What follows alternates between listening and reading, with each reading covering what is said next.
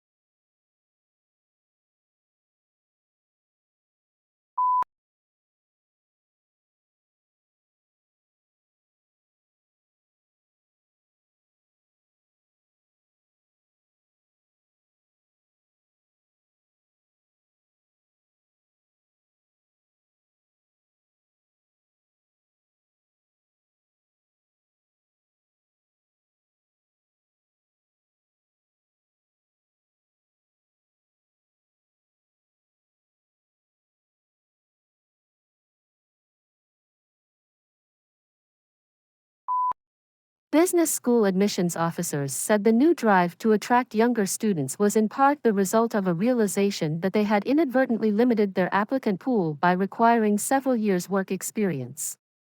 Talented students who might otherwise have gone to business school instead opted for a law or policy degree because they were intimidated by the expectation of work experience.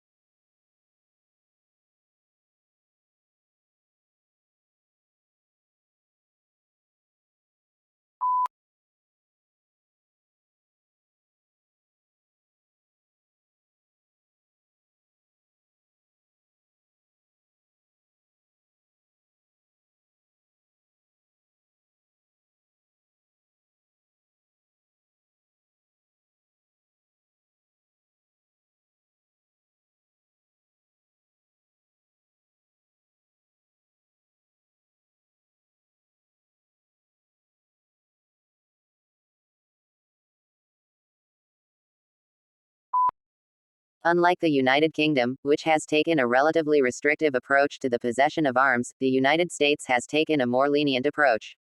In the United States, three models have evolved regarding the interpretation of the meaning of the right to bear and keep arms as delineated in the Second Amendment.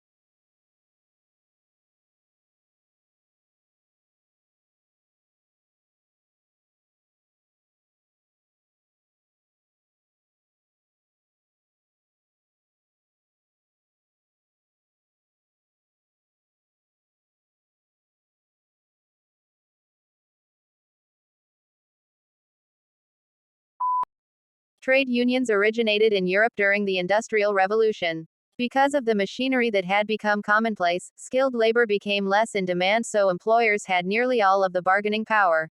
Employers mistreated the workers and paid them too little for the work they did. Trade unions were organized that would help in the improvement of working conditions.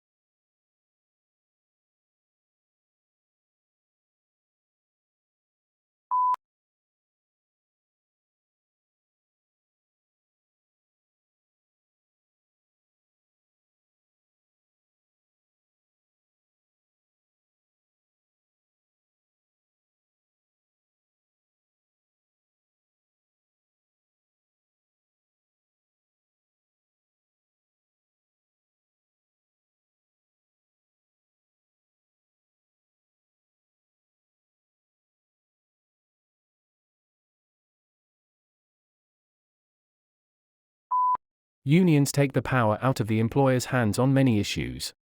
There are examples of cases where workers were engaging in sexual or racial harassment, but were protected by their unions and allowed to keep their jobs.